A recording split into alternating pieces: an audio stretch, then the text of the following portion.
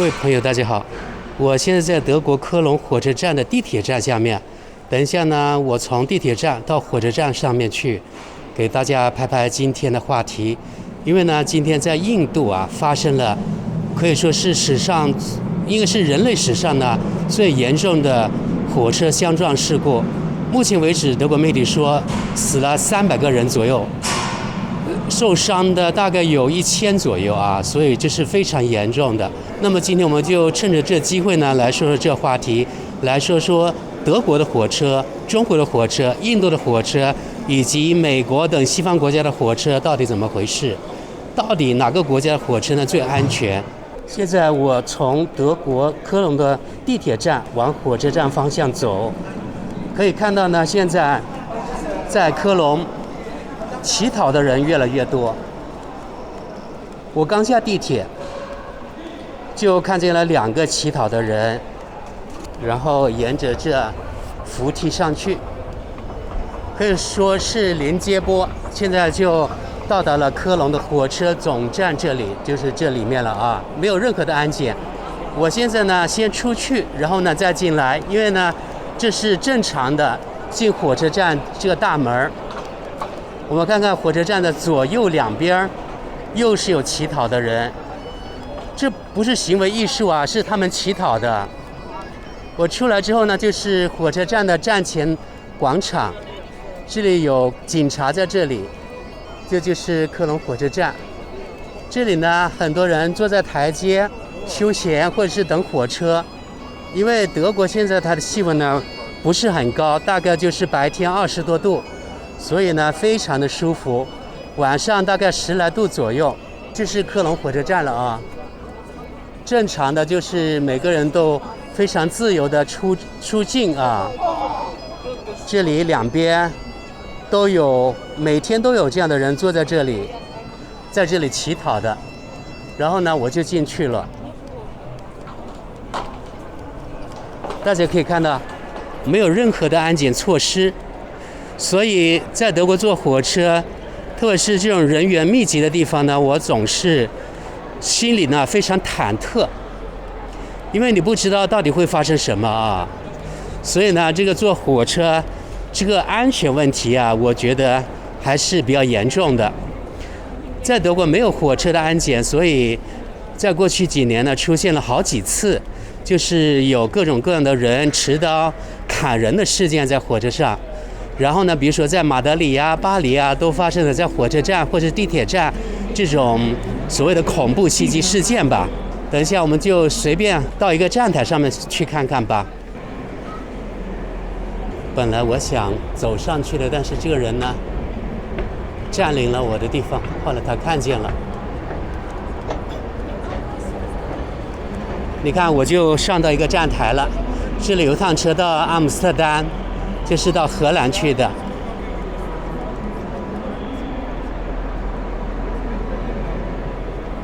我看见了法国的高铁开过来了，前面左边那个有点红色的，那个就是法国的高铁。在过去2个站台那里，这绿就是法国的高铁，在法国人肯定知道。你看，我们就这样上来了，没有任何的安检措施。科隆火车站已经有100多年历史了，还是像当年一样。站台呢非常的朴素，而且德国的火车以不正点出名的啊，德国人都经常的吐槽德国火车不准时。刚才说了啊，就是印度。应该是当地时间是昨天6月2号晚上，但是呢，我们起来看到新闻的时候是今天6月3号了。就是德国媒体也做了报道，也说印度呢经常发生这样的火车交通事故，而且都是大规模的死伤的啊。比如说这次呢，已经300多人死亡了，900多人受伤好像吧，反正挺惨烈的。当然了，我们作为一个正常的人类，对所有的无辜死亡的人，当然是，我们不应该幸灾乐祸啊。虽然就是咱们中国跟印度这2个国家的关系不好，主要是从印度方面来说，老是好像对中国发难，对不对？但是呢，普通的人，我认为还是无辜的，所以我不会感到幸灾乐祸。那么，为什么印度老是发生这样火车事故呢？可能呢，我们今天就来说说这个话题吧，肯定有它深层的原因啊。我大概在网上看了一下啊，就是每年印度发生这种火车交通事故啊，光是火车，印度大概每年，它每年的那个统计数字不一样了啊，有的说是1万多，有的说是2万多，大概就是每年2万起左右，每年啊2万起，大大小小的。那印度这种因为火车事故死人的人数，每年也就是也有1万多到2万左右，也就是说，平均每次事故大概死亡1个人。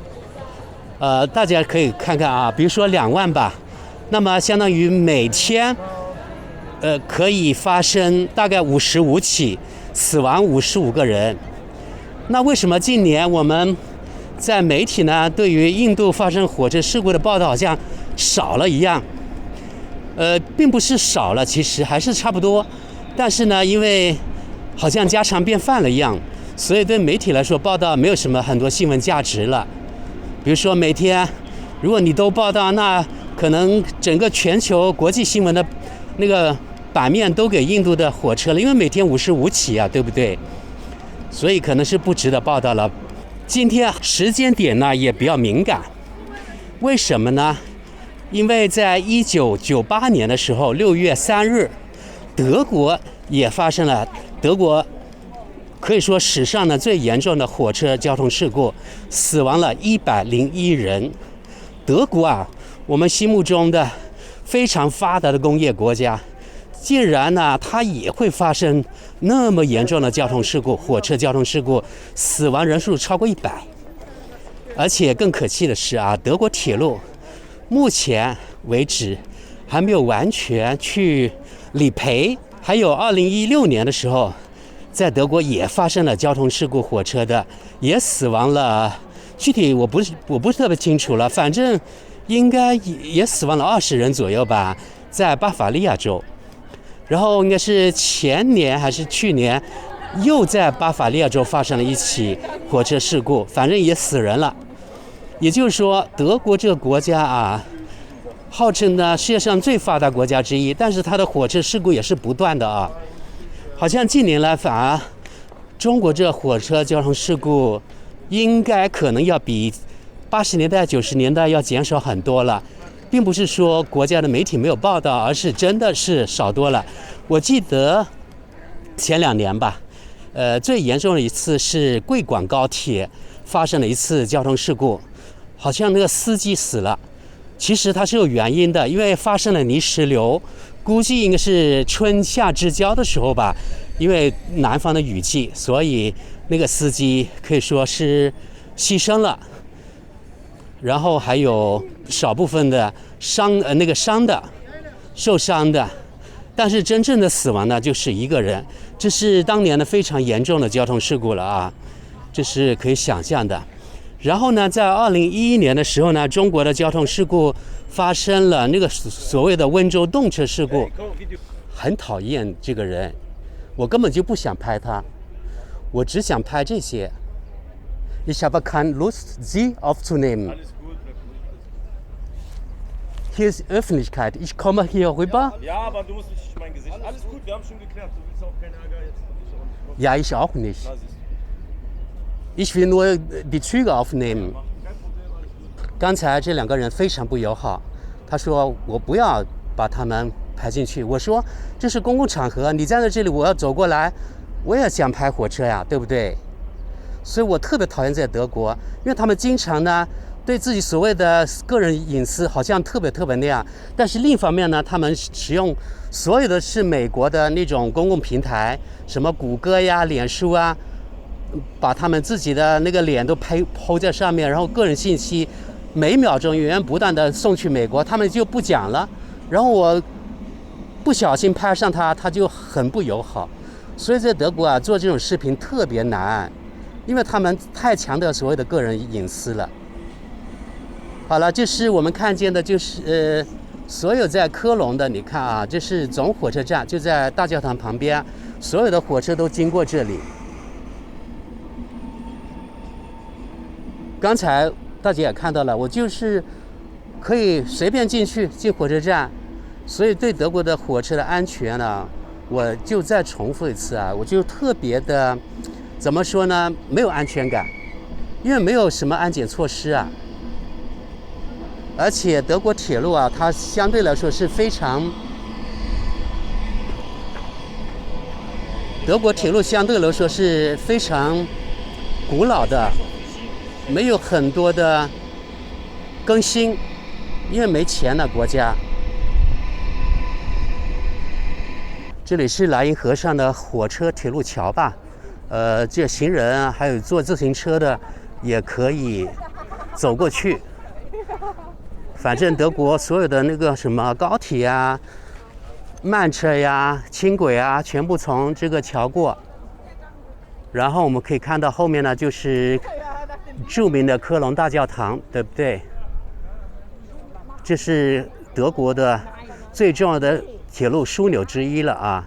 从这里科隆有高铁去什么布鲁塞尔呀、巴黎呀，还有阿姆斯特丹呀，这国际的国际的火车这个班列都有。然后当地的地面的公共交通，还有这旁边呢，挂着很多所谓的爱情锁在这里。这里估计呢有好几十吨、上百吨吧。你看，他们是火车慢车。前面我说到，就是我在德国坐火车呢，不是特别的放心，因为呢，它所有的都没有这安检。比如说在这里啊，每一个恐怖分子都有机会，其实对不对？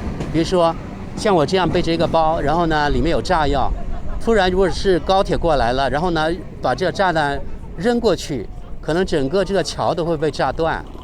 或者在火车站呢，它也可以放一个炸弹呀，对不对？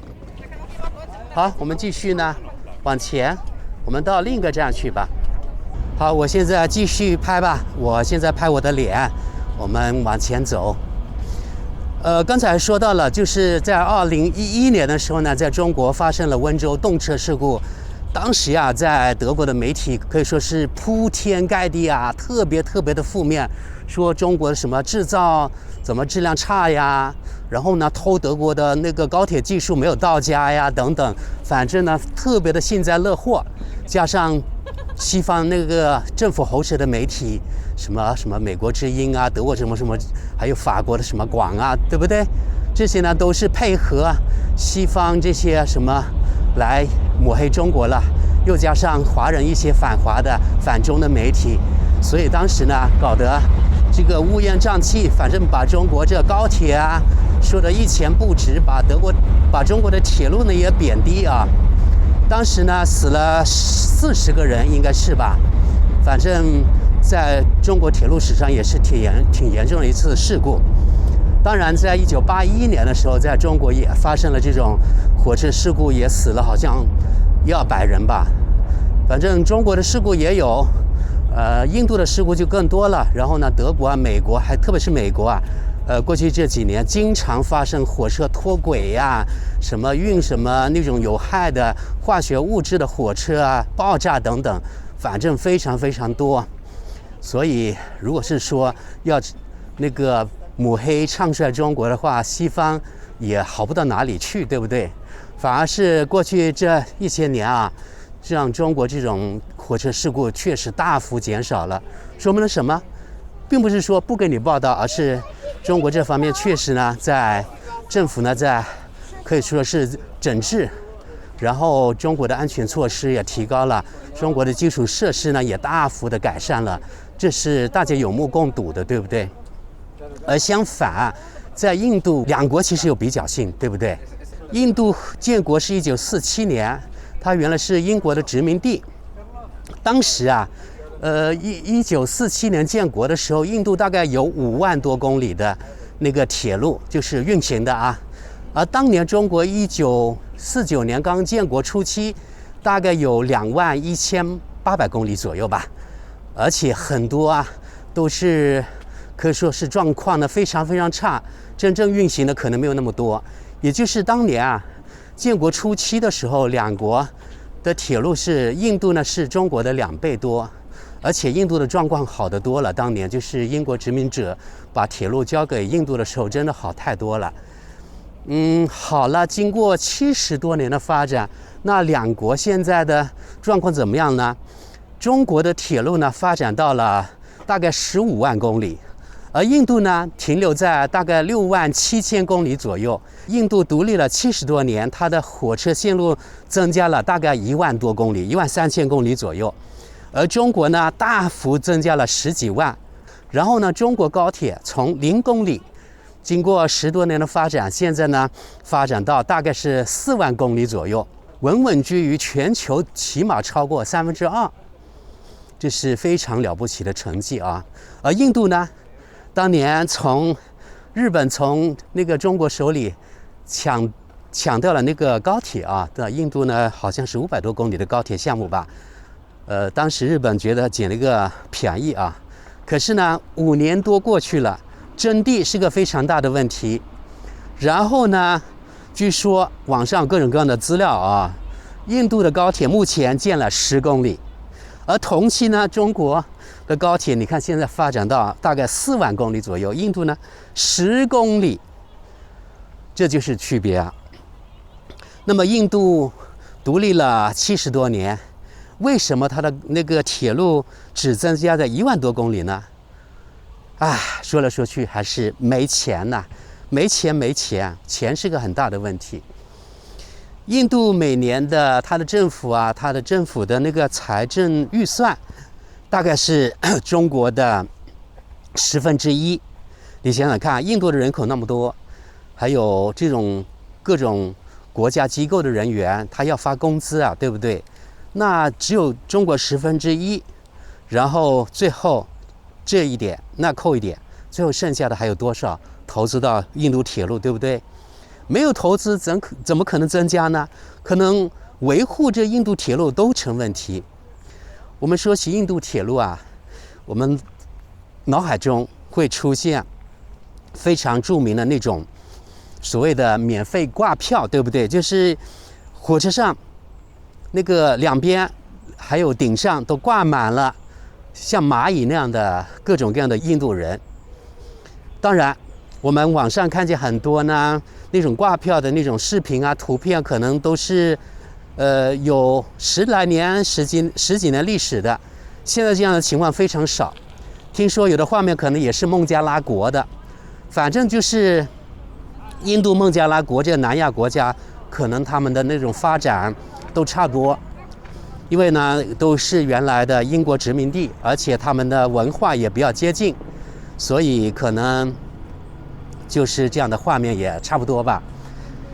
也就是说，这印度这个人办事非常的不靠谱。印度人呢还有一个不好的现象，就是呢喜欢吹牛，对吧？在印度呢都是将来时的，将怎么样，而中国呢是默默的做事。印度呢首先是吹一顿牛皮，然后呢再慢慢的实现他们所谓的这些吹的牛皮。最后呢可能因为选举的原因嘛，所以政客得吹牛皮画大饼，对不对？最后呢实施起来，反正呢政客也不用担责，到时真正实现多少他们都无所谓了，所以才导致了这样的现象。另外一个呢，除了国家没钱之外，其实印度呢是一个非常腐败的国家。就是说这里贪一点，那里贪一点，这个项目最后呢可能做出来之后，具体有多少钱真正的那个花到这个项目上面去，还是个未知数。也许呢只是极少数能够真正花到项目上。还有这个印度呢是所谓的选举制的，也就是西方说自己是民主，导致了效率低下，工会的势力特别强大，反正各种原因了，所以导致了印度呢在执行力方面特别差，对吧？印度人不严谨，印度社会等级森严，也就是说我是工程师，那你下面执行的人我就不想跟你沾边，然后我就跟你发号施令，所以导致了最后呢，工程师可能他们只剩谈兵啊。